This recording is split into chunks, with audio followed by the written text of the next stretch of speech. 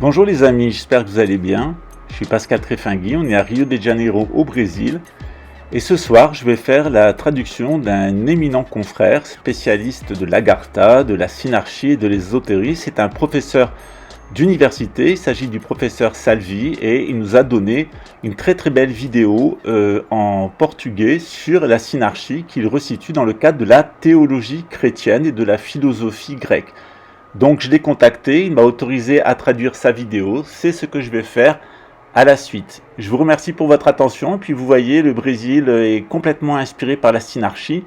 Je reviendrai à ce sujet pour vous parler de la franc-maçonnerie, de mon expérience ici, notamment du rite écossais. Vous verrez que tout ce qui paraît secret et complot en France et qui n'a pas lieu d'être est ici fait ouvertement, en public, avec des débats universitaires. Le Brésil reste un grand pays d'intellectuels, il ne faut pas s'arrêter au premier abord de la délinquance, etc. Tout ce qu'on dit dans le Brésil bashing. Il y a ici un très haut niveau de réflexion, un très haut niveau intellectuel, et c'est un laboratoire de l'avenir, un laboratoire d'une civilisation qui est en train de se mettre en place et qui n'est autre que la civilisation qui a été prophétisée par notamment Dom Bosco, et puis de façon plus modeste par Chico Xavier, qui était un psychographe brésilien très connu dans les années 60 et 70, qui nous a laissé une documentation assez importante et assez intéressante sur le sujet, qui recoupe d'ailleurs ce que dit Dom Bosco, et aussi des analyses politiques plus récentes, plus rationnelles d'ailleurs, et plus logiques, sans passer ni par l'intuition, ni par la prophétie.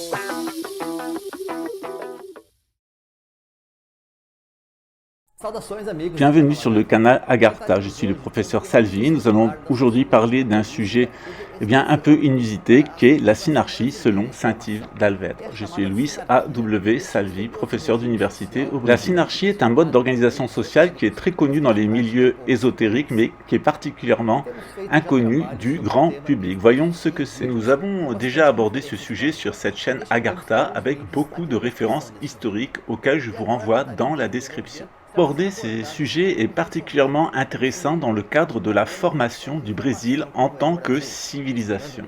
Le sujet de la synarchie est également abordé par la philosophie classique grecque et la scolastique du Moyen-Âge. Voyons ce qu'il en est.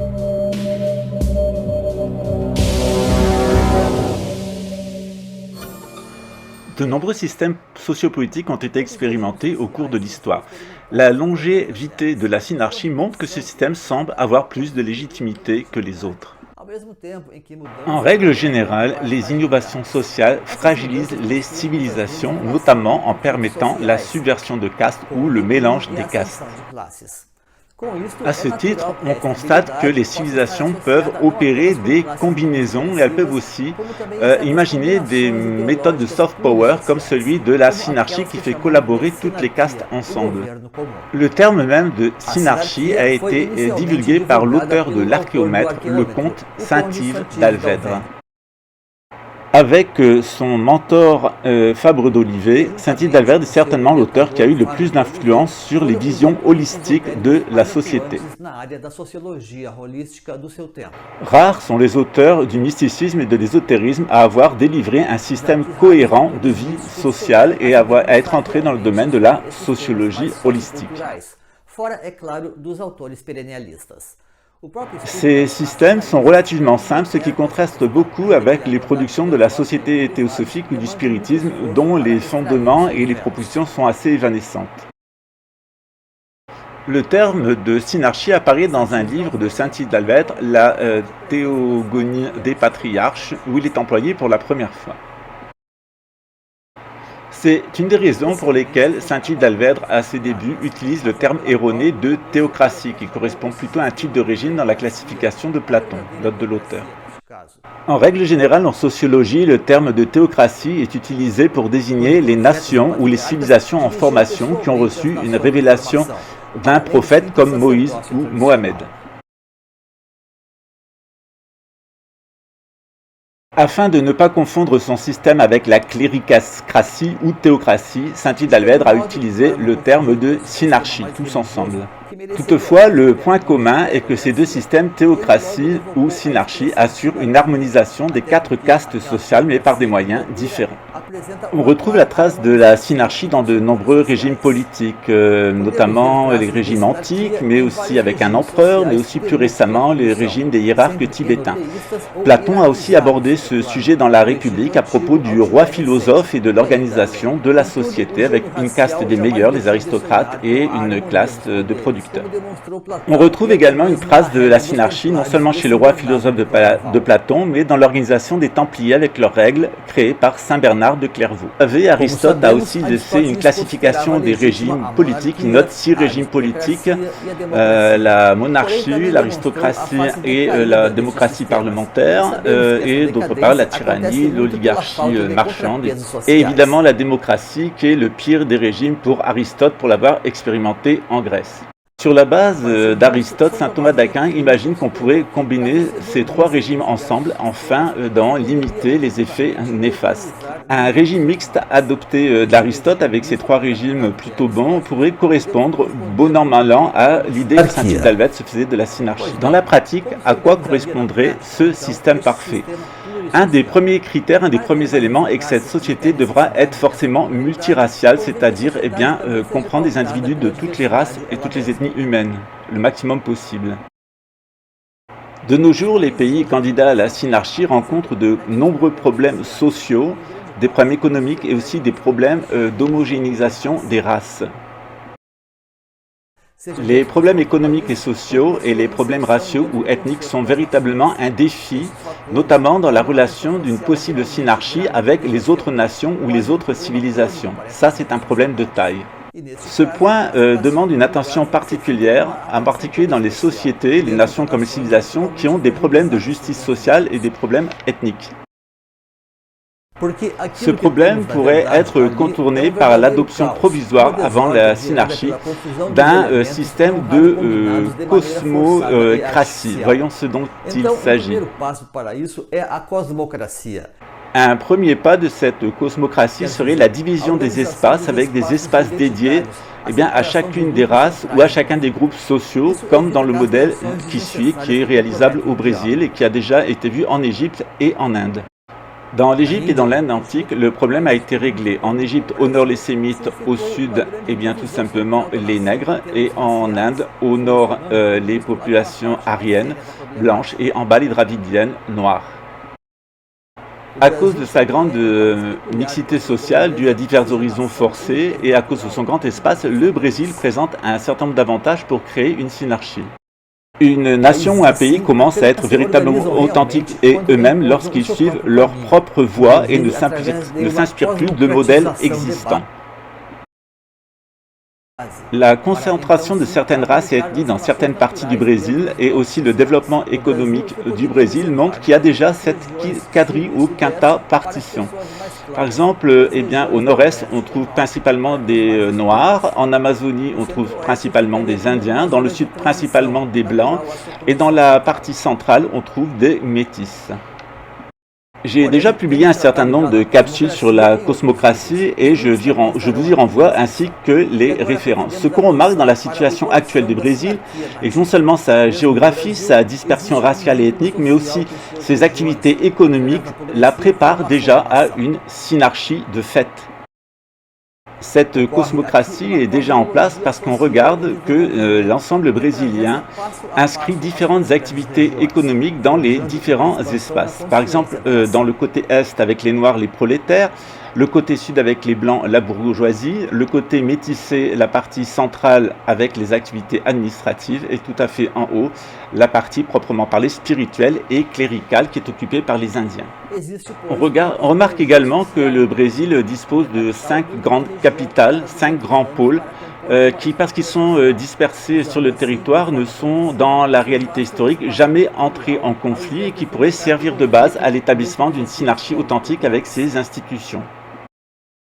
De cette manière, nous assistons à une reconstruction de la société pérenne, de la société traditionnelle avec ses 4 castes. Cette concurrence entre les grandes cités du Brésil, qui correspond à des phases de son développement, pourrait aussi être harmonisée en adoptant Brasilia comme capitale centrale et comme point de convergence qui centraliserait et équilibrerait toutes les tensions entre les capitales régionales. Se pose évidemment aussi d'un point de vue vertical la façon dont nous allons administrer les différentes classes sociales, parce qu'elles sont donc localisées dans différents endroits du Brésil. Et là aussi, eh bien, nous avons une solution qui est donnée par l'histoire et par la géographie du Brésil. On retrouve dans ce système évidemment eh bien, la cité idéale telle qu'elle est décrite par saint Thomas d'Aquin dans sa somme théologique, où on retrouve eh bien, les différentes castes et puis la manière d'administrer les différentes strates de la société et de les ventiler dans un espace géographique dédié.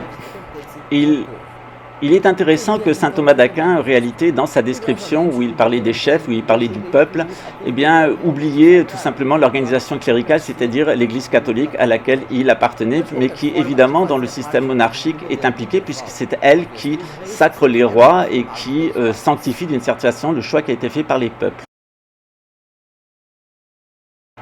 L'état actuel du Brésil, géographique, sociologique, économique et cette succession de capitales ressemble beaucoup à ce qui a été fait avec l'Empire Inca et ses 4 régions autour de la zone centrale, qui est un mode d'organisation qu'on retrouve dans toutes les sociétés traditionnelles. Chaque partie du Brésil pourrait avoir un mode de monarchie parlementaire, c'est-à-dire à la fois des élus du peuple et à la fois aussi bien des dirigeants royaux qui sont confirmés par l'autorité spirituelle qui se tiendrait dans la partie centrale du Brésil. A base da cultura seria administrada então especialmente a partir desses 2 escalões.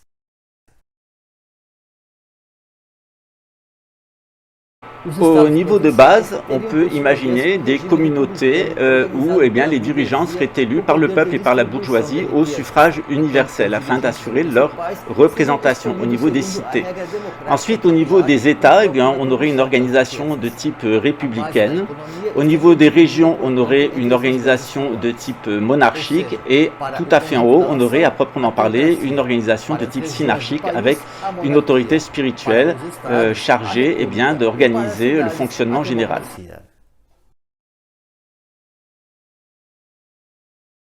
Il est clair qu'un tel système permettrait à tout le monde d'être représenté et d'avoir un accès direct au pouvoir.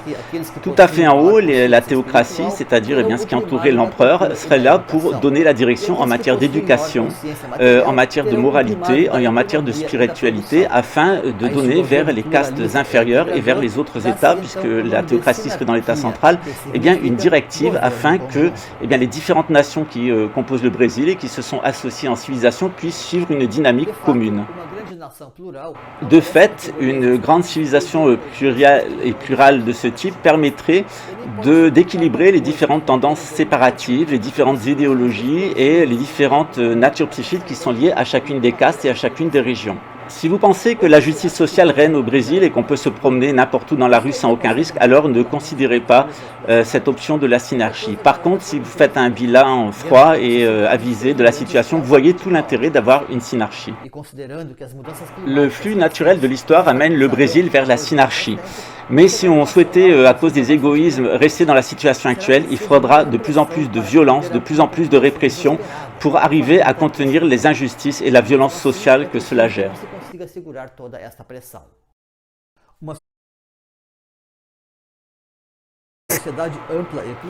Le recours à des idéologies comme le libéralisme ou le socialisme, qui sont extrêmement réducteurs, ne permet pas d'insérer dans un seul système eh bien, les différentes tendances de la société brésilienne et ne peuvent en aucun cas répondre par leur idéologie à la situation présente, sauf aller un coup à droite et un coup à gauche. Un pays continent comme le Brésil a tout intérêt à laisser faire sa dynamique historique qui l'oriente vers la synarchie. À cause de sa géographie gigantesque, qu'à cause de ces peuples divers, à cause des différentes religions, eh bien, ce système impérial permet à l'œcuménisme de régner et à chacun de pouvoir occuper la fonction qui lui revient au sein de la société et une répartition plus équilibrée des biens et des fruits du travail.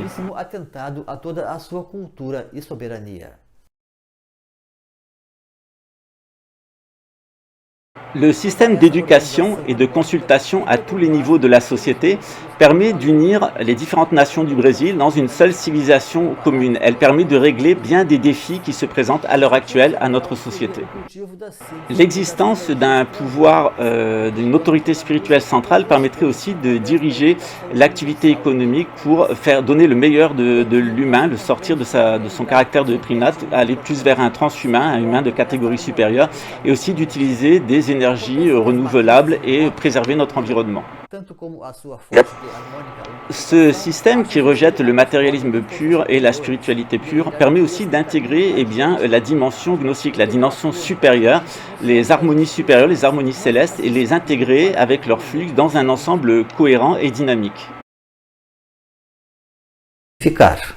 Este fato tem estado por detrás da evolução humana e impulsionado sempre os seus novos estágios culturais, para que as transformações aconteçam da forma mais enriquecida possível, gerando as energias de síntese necessárias para impulsionar todo um novo amplo ciclo de evolução. É essa unidade transcendente, velada pelas forças superiores, que inspira, enfim, as melhores almas para trabalhar pela harmonia das coisas. O resultado é aquele quadro conhecido como a Idade de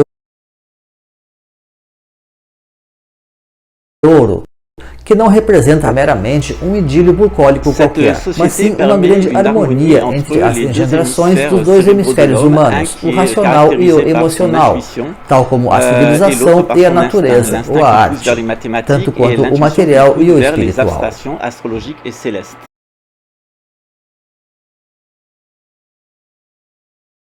Para compreender melhor este espírito de unidade associado às origens ou às idades de ouro, recomendamos o estudo dos filósofos perennialistas, nos quais também nos inserimos, e deixaremos aqui o link para uma série especial de vídeos que estamos elaborando sobre o assunto, demonstrando a verdadeira estatura e origem desta grande filosofia holística diretamente vinculada às idades áureas.